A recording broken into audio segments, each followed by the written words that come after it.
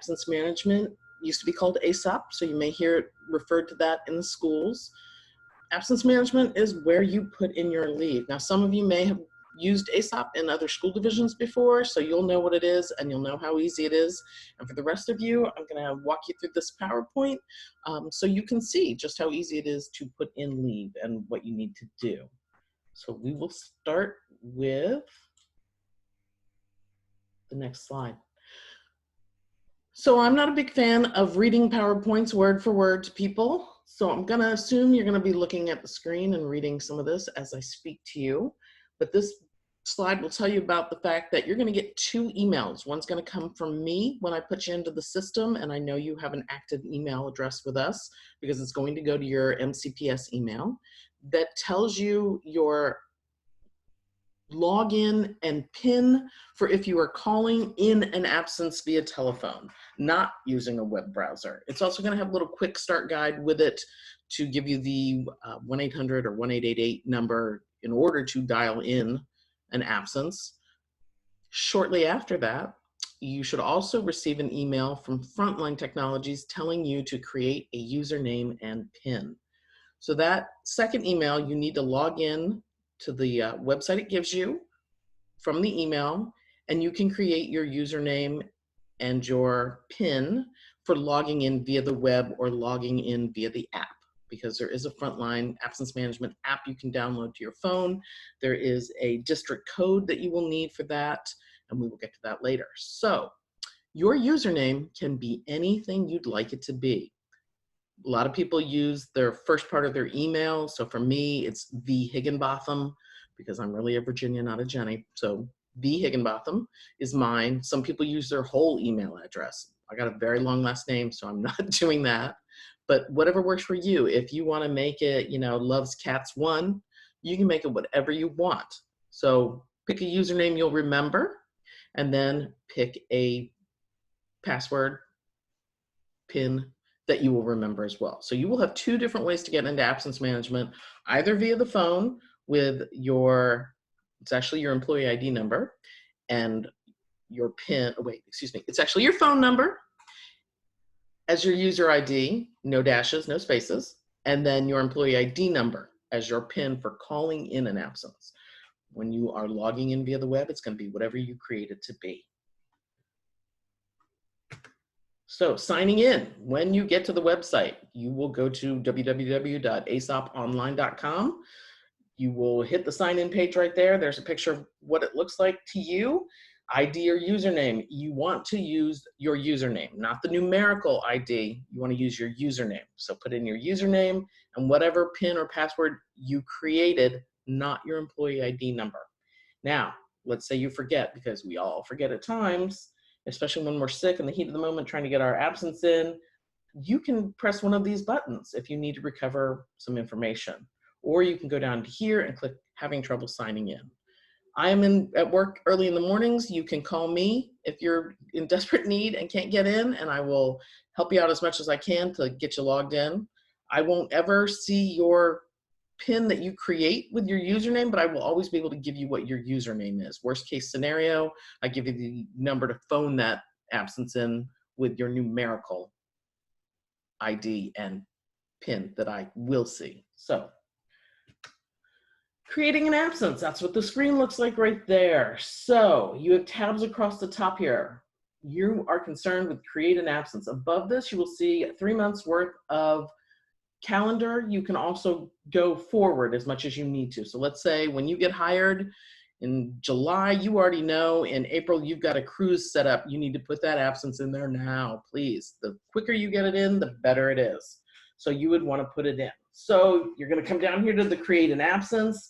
You can either go forward on the map or on the calendars here, or you can go right here and click forward until you get to the month you want. So you pick your date. You can do a range of date. There's a little hint down here on how to drag and do a range of dates if you're off for more than a day or 2. If you get a substitute in your job, if your position requires a substitute, you will have the choice right here to pick a substitute or not. Sometimes you might have an absence where you should probably check with your substitute specialist or coordinator in your building first. Because you might need to run out to a doctor's appointment. You're going to schedule that during your lunchtime, and then your students you have a planning period next, or your students will be at a special or something different. So you're really not missing time with your students, and it's a short amount of time. Tell your substitute coordinator in your building about that, because they may tell you to put that in, not requesting a substitute. We pay our substitutes by the half day or the whole day. So if you really don't need a substitute, there's no point in us having a substitute come in. Now, sometimes if you make a mistake and it gets in there and there's a substitute who picks that job up, you won't be able to cancel it if a substitute has picked up a job. So best thing to do is let your substitute coordinator know you actually will be coming in, and then they can contact the sub and either tell them not to come, or we're going to let that sub come to the building, because I'm pretty sure we can find something else for them to do. So you have now chosen. If you don't get a substitute, by the way, you won't have that little toggle there to mess with. So you want to make sure you have your date right, your absence reason. You can drop this down right here where it says select one. I'm not really sure if you're seeing my cursor, but I'm using it. So I'm just telling you, it may sound like I'm pointing to things. I am on my screen. I'm hoping you're seeing it. You can select what your absence reason is, and it is relative to your job category. So if you're not somebody who gets annual vacation, you won't have that choice. Debbie has explained to you, Debbie Shelton has explained sick personal versus sick family. That's in there. Make the right choice on that. And then you come down to time. You can drop that down to say full day, half day, or custom. I'm probably explaining the next slide really well. And then you're going to choose that. You're going to put the time, notes to the administrator, blah, blah, blah. And then you hit create absence. I'm pretty sure our next slides are going to take us to this information though. So, oh, hey, it does. So again, we just went over this. Make sure you click yes if you require a substitute, no if you don't. Don't worry about it if it just only says no. Absence reason. You want to make sure you have the correct absence reason in there. And then over here, it's telling you about the times, full day, half day, or custom. You want to put in the specific amount of time you need. It's counted in 15-minute increments. So you're not coming in at 12:05. You're not leaving at 12:20. You are either leaving at 12:15 or you're leaving at 12:30, or you're coming in at 12 or 12:15. So make sure you have it in 15-minute increments. Make sure you check if you need to change the AM or PM. This happens to people a lot, everybody. People who've been in the division a long time. Sometimes when you're in a rush and you're putting this in and you're just gonna be out 2 hours and you go, okay, I'm changing this to, I'm coming in at 9 a.m. You forget to make that PM and AM. We can fix that after the fact.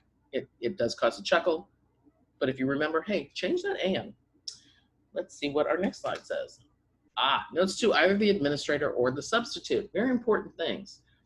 You want to put your notes to the administrator in case there's something you need to tell them. And remember, you have to send a letter to your principal administrator if you want to request time off during a blackout period. This is another place to put that information that you've already sent them in an email. You can see in the one I created here, I use the cruise excuse there. I've already got these tickets. This is why I really need this time off. I know it's during a blackout period. Here's the deal. Then notes to the substitute, very important if you get a substitute. It's something you want to tell them before they get to your classroom, something that might help them in the morning. So I have seen my room is cold, bring a sweater. I have seen, I have bus duty, AM bus duty. I have AM hall duty. My planning period is first period. This is what I do then. Anything you think it's important for that substitute to know. I see an awful lot of my sub-plans are in my desk or on my desk. Just whatever you think would be helpful for somebody before they get to your classroom. Hopefully in your classroom, you have the rest of what they need to know. So that's next. Don't forget to hit the create an absence button. Once you've got all that information in there, you want to hit create an absence. You're going to know you actually created that absence when you have that little confirmation pop up, and you're going to hit yes. If you're on the phone, it's going to ask you, and once you create it, it will give you a confirmation number. You don't ever have to write your confirmation number down. If it's ever in question, I can see everything that's ever been typed into absence management, which is kind of funny to say. But if you want to say, oh, I thought I put it in, and your administrator or the sub-coordinator has a question for me, I will see if you actually even logged in at that period of time. So don't worry about writing the absence or the confirmation number down, just make sure you see or hear one. Now, I don't know if you noticed, I'm going to go back a slide quickly. There is a part over here that says shared attachments. You can upload a file. Sometimes people have uploaded doctor's notes if they're going to be out for an extended period of time to that. You can do that. That's a great place to store them if you have them and can load them. If you can't, you're still going to need to produce it when you get back to school, but I just wanted to let you understand what the files are. I have not seen that used for substitute as much because they don't always have the chance to log in when they get to your classroom, so that's not necessarily where I would say put your lesson plans. So deleting an absence. Okay, I've made this absence. I made a doctor's appointment. I now no longer need it. You go to that scheduled absences tab and you find the absence you want to delete. You go over here to the delete button and all you have to do, click it.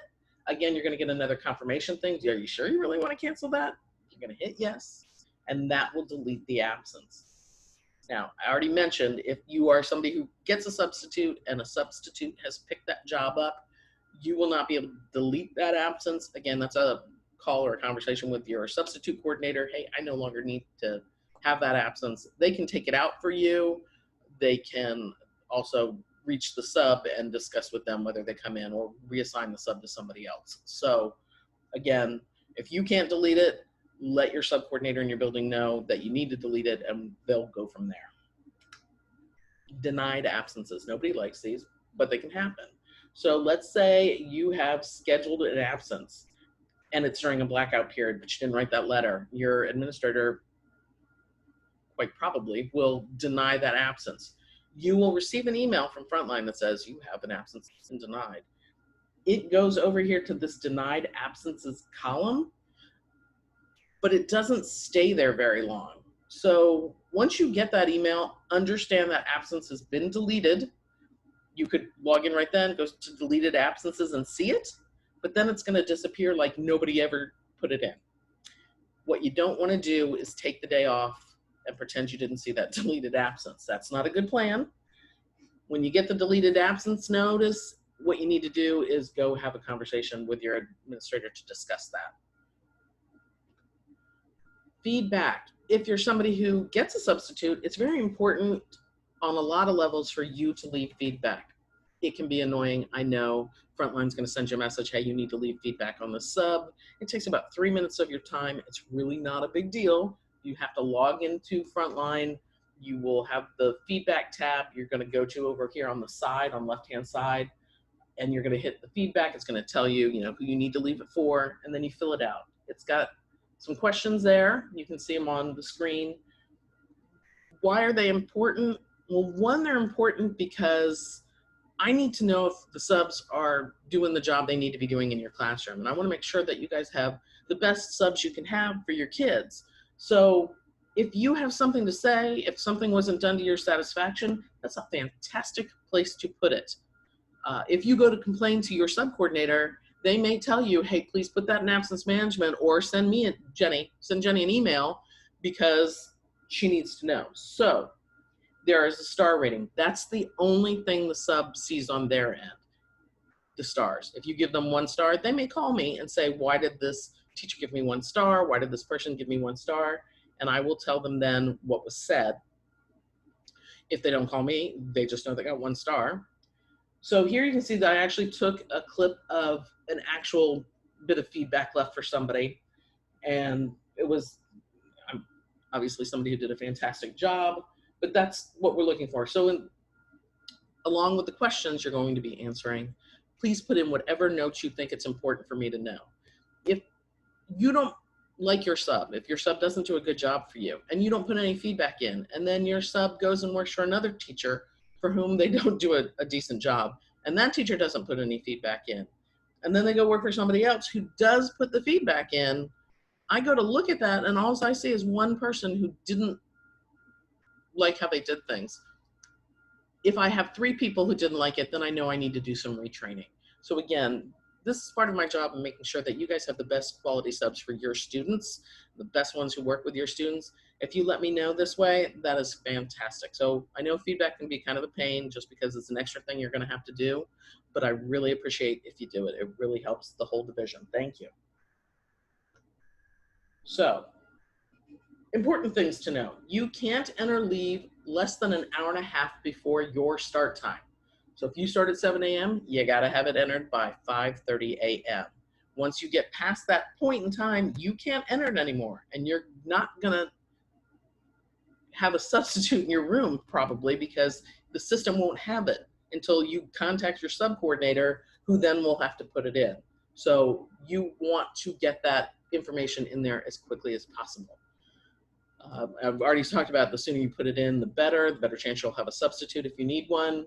You should be entering your own leave. I know sometimes we have staff members that rely on their sub coordinators or their administrators to put in their leave for them. That is really frowned upon. You need to be entering your leave yourself. So, sometimes there will be times where if you get sick and you have to go home during the day, your administrator, your sub coordinator will have to do that for you. But for the most part, it should be entered by the employee. Now, some cases where it might not be is if you are a teacher or an IA and you're going out for an extended period of time, you want to coordinate that with your sub coordinator, because we need to get you, if it's a long-term absence, we're going to need to get you a long-term sub for your room. We're also, if it's a longer than normal period of time and you have somebody specific you want, we're going to want to make sure we can book that person into your slot. So again, that would be another time where a sub coordinator might actually put your leave in for you.